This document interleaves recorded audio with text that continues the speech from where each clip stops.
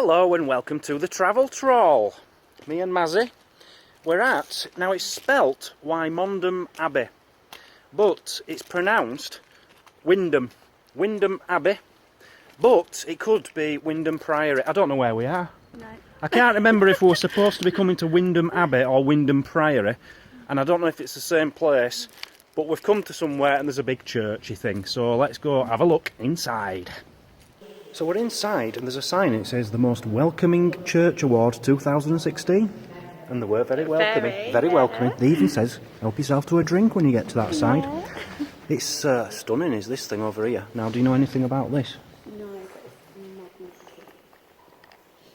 magnificent. They started building that in 1913, but then they had to stop building it because of World War I, and they pretty much completed it in 1921. But the gold which you see on it, that wasn't done, it wasn't finished till 1934. Just thought I'd let you know that. I don't know what you call it though. I know that. What's really special is this roof. It's got some amazing carvings up there. And they've got this really cool idea. Do you want to tell us what the idea is? Look through it. You look through this. What's this? It's like a big mirror. Oh, it's a mirror with a magnifying thing on it. And you can see the roof clearer. You can see it. Look at that. Look at that. Beautiful. So over here you've got the organ. Right. Doesn't look that old, does it? No. But it is. It's from... How old do you think it is? Couple of 100 years. Couple of 100 years. You're at least 20 years out. 1793. And it was a local farmer who said, you know, these organ things are becoming pretty big in churches nowadays. Yeah. I think we should have one for our place. So he bought one from London and he brought it back on horse and cart all the way from London. This one. This particular one, yes. Not this one up here. Yeah, that one up there. That's what I'm talking about. Not this one here. That's made your day, hasn't it? Now this abbey actually got a lottery fund, £1.5 million I think they got. And they've spent it well. They've even got a touch screen here telling you all about the things in the church. This is the altar screen. I think I've already told you about that. But let's see if I'm right. 1913, correct, I did say 1913. Yeah, it doesn't tell you enough. I've gone to far more detail than that. That's when they started making it. So Mazzy found a really interesting thing. There's a button on here. You press a button and the whole thing lights up. Very cool, the altar screen, it says on there 1921, that's when it was finished, but not with the gold. The gold wasn't finished till 1934, which I think I've already told you. I did. I remember saying it. It's called Wymondham Abbey. Now, there was a priory built here. Do you know what year it was built in? About 1100? Not quite. 1107. You've been swatting up on it, haven't you? I've been squatting up. Squatting up. That's a private joke. I'm not going to make her look silly. No, I will make her look silly. She says I'm going to squat up on this one. Not swat up on this one. Yes, it was founded by William William Daubigny. And he served as Henry I's chief butler. Right. And the interesting thing is, Henry I's widow, Alice, right, when he died, his widow, she then married William Daubigny's son. Yeah, if you understand what I'm trying to say. Right, we're in this part now. This is quite interesting, really, because you've got these walls here. I don't know if you can see it. This is part of the original 1100s priory, I believe. And then you've got all this modernly done out part, which I'm sure the National Lottery Fund paid for, the £1.5 million they got. And this is where they keep all the choir boys' cloaks and things in there. You've got these here. Who wears them? Priests? Vicars? Who? Choir boys. Choir, are they choir boys? Yeah, I think so. No, I think they're what the posh, the big men, you know, the ones at the front who do all the talking. I think that's theirs. Okay. I might be wrong. Somebody tell us. Somebody tell us. I don't know. We'll have to come to church on a Sunday and find out. And I'm pleased to announce this is the first church/abbey I've ever been in where you can buy beer. Beer for sale. Beer, cups, mugs, all sorts of things. Ooh, a mummified frog. It's only from 2010. That's not very old. That's not... Ugh, don't like that. So the guy who built this place, William, he built it as a priory, but he also agreed that it was to be not just a monastery, it was also to be for the townsfolk, the people of the town, to use as a church. So, but what he didn't do is he didn't say, right, this part is for you monks and this part is for the townsfolk. So they started arguing amongst each other, saying, well, we want that bit, we want that bit. No, I'm having that bit. And they were arguing and bickering and they couldn't decide whose part of this was for the townsfolk and which part was for the Benedictine monastery. So they went to the Pope. They went to the Pope and said, Pope, what shall we do? What shall we do? And the Pope says, well, I'll tell you what, let's just split it down the middle. You monks can have that side, the townsfolk, you can have that side. And that was okay for a while, but the monks were a bit naughty. You don't expect this from monks, but the monks were naughty. The monks blocked off the path, if you like, the doorway into the townsfolk's side of the church. So they couldn't get in there.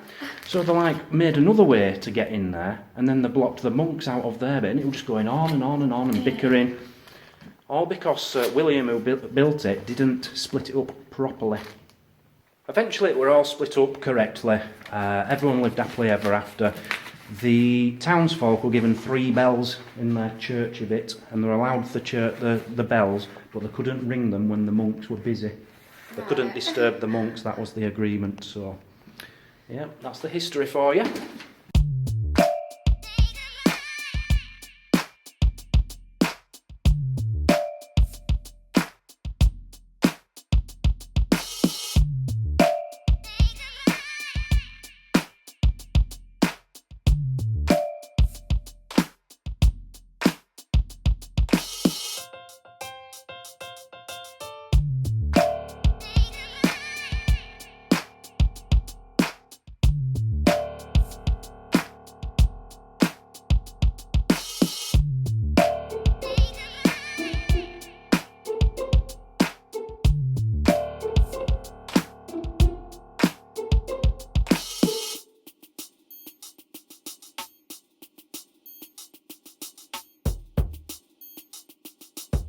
So we're in between the nice bit in there, and then you come out into the open.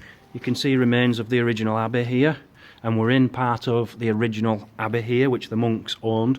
Now here you've got 2 stone coffins, which they found underneath the cloisters.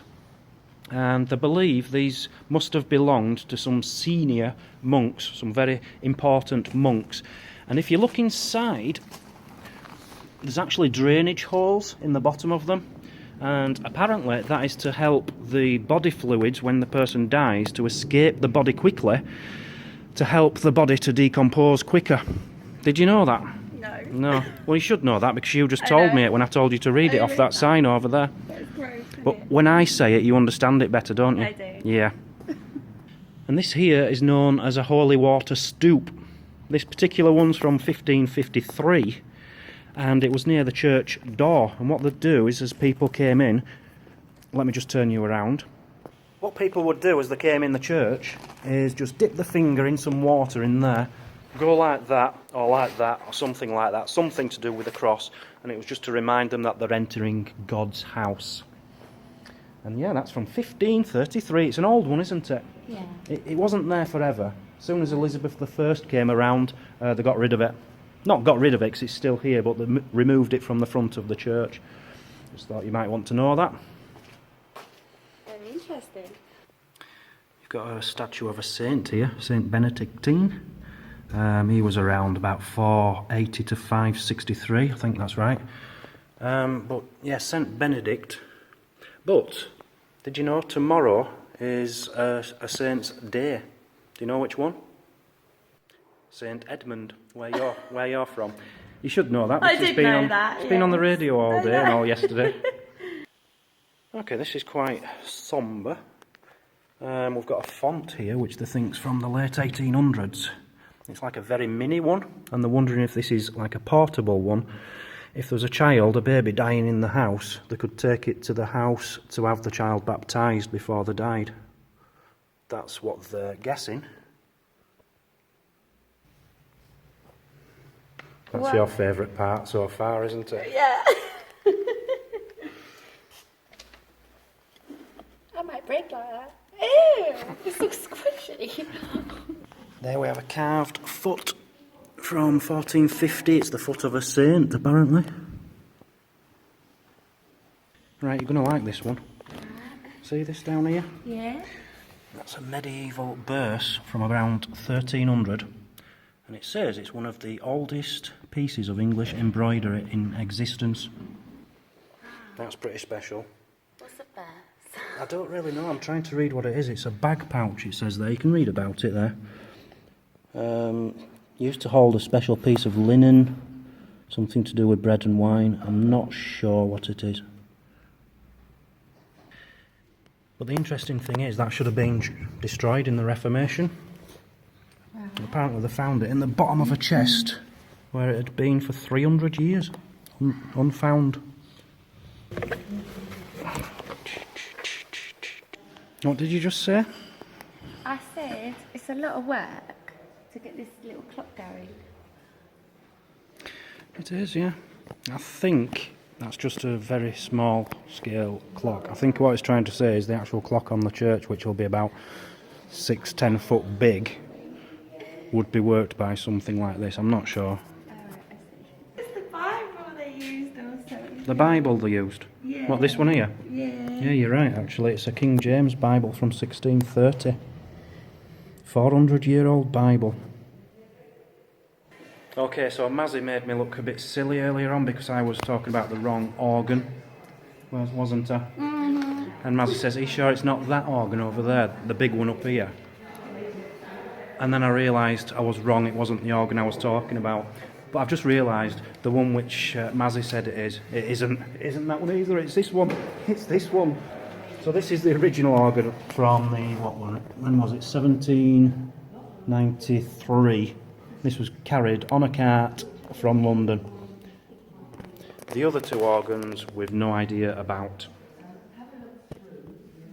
So just to tell you who's donated since I last mentioned it 10 days ago, we have got Dennis Jan Mortensen, £30, Stephen Dex, £5, Debbie Cooper, $20, David James, £5, Daniel Atkins, $10, David Moles, £10, Heidi, $10, DeShriver Danny, £17.12, Dean Gephardt, £10, Brian and Mary Jackson, $20, and Rowan, £10. Thank you very much, guys. But in 10 days, that's only £133 gone towards our new total of £792.95.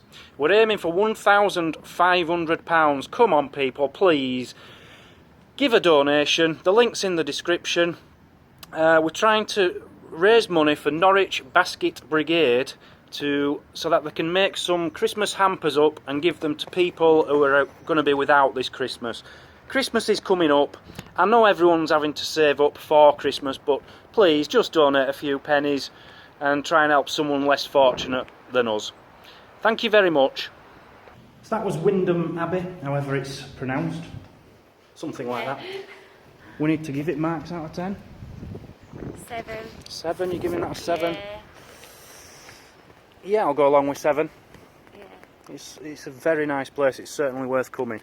When I first thought about coming here, I thought it was just going to be ruins of an abbey, like the places I've taken you to before, the priories and abbeys. But it's like an abbey inside a modern church, and because they got this lottery grant of £1.5 million, they've done it up really well and it looks pretty special. Get yourselves here, 7 out of 10. Thanks for joining, we'll see you next time on the Travel Troll. Bye bye. Bye. Many thanks for watching, guys. Please don't forget to click like, subscribe, leave a comment and share the video. And be sure to check out my other channel, Deep Digger Dan, and my website, thetraveltroll.uk.